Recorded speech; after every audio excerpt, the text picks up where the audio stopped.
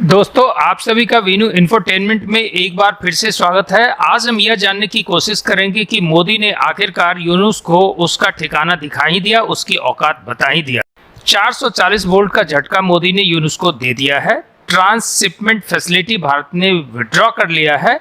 पिछले कुछ दिनों से यूनुस जो है भारत को जब तक आंखें दिखाने की कोशिश कर रहा था और भारत को उसकी औकात बताने की कोशिश कर रहा था, और वह यह भूल गया था कि बांग्लादेश का एग्जिस्टेंस ही भारत की वजह से आया है और भारत के लगातार समर्थन से ही Bangladesh as a state survive कर रहा है। नहीं तो ये कब का बनाना स्टेट हो गया होता। गरीबी की दंश इतनी ज्यादा थी कि अगर भारत इसके लिए खड़ा नहीं होता तो बांग्लादेश कब का निपट गया होता। दोस्तों, हद तो तब हो गई जब यूनुस अभी चीन के दौरे पर गया हुआ था मार्च के महीने के अंतिम सप्ताह में, और वहां उसके बड़बोलेपन की हद देखिए कि उसने बांग्लादेश को नॉर्थ ईस्ट का गार्डियन कह दिया और यहाँ तक कह दिया कि नॉर्थ ईस्ट का एरिया जो है वो लैंड लॉक्ड एरिया है और उसका बांग्लादेश के बिना गुजारा नहीं चल सकता है। तो अब मोदी ने इस बात का एहसास यूनुस को कराया कि भारत का मतलब बांग्लादेश के लिए क्या है, यह उसे समझ लेना चाहिए, क्योंकि यूनुस जो है भारत को बांग्लादेश की महत्ता समझाने की कोशिश कर रहा था।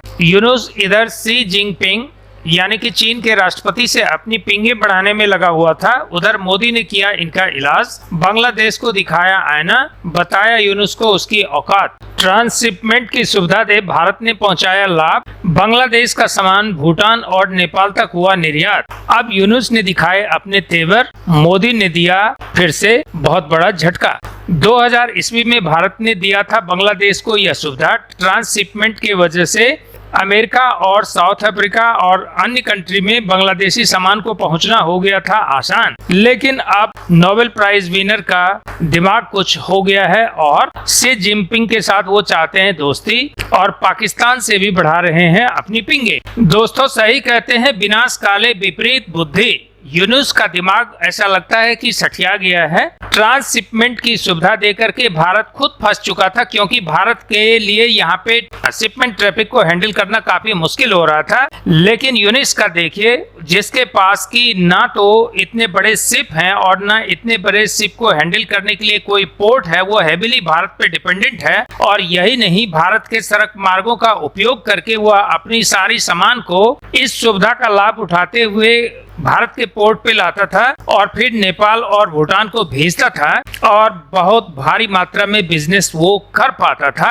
अब ना तो भारत के सड़क मार्ग का वो उपयोग कर पाएगा और ना ही इस शिप का उपयोग कर पाएगा, और भारत वो अपनी समस्याओं को झेल करके अपने पड़ोसी को यह सुविधा दे रहा था। यूनुस का बड़बोलापन हो गया है भारी। एक ऐसी ही स्थिति है जैसे गई भैंस पानी में, उसका पूरा का पूरा निर्यात जो है इससे प्रभावित हो जाएगा। ऑलरेडी वो फाइनेंशियली क्राइसिस में रन कर रहा है, अब उसका निर्यात और आयात काफी महंगा हो जाएगा। मोदी ने तो सिर्फ एक बार छोटी सी टेटवा दबाने का प्रयास किया है, क्योंकि यूनुस जो है बेरफ्तार ड्रोन और एयर सर्विलेंस बढ़ा दिया है और कई तरह से भारत के सुरक्षा को खतरा पहुंचाने का कोशिश कर रहा है। और आप जैसा कि जानते हैं कि एहसान फरामोशी का मोदी तो जवाब दे ही देता है। यूनुस के साथ मोदी क्या करने वाला है, इसका केवल आप इंतजार करें। वह नॉर्थ ईस्ट के बारे में अनायास बयान दे करके भारत की दुखती नस को कुरेदने का काम किया है और भारत अब उसका टेटवा जरूर दबाएगा। धन्यवाद।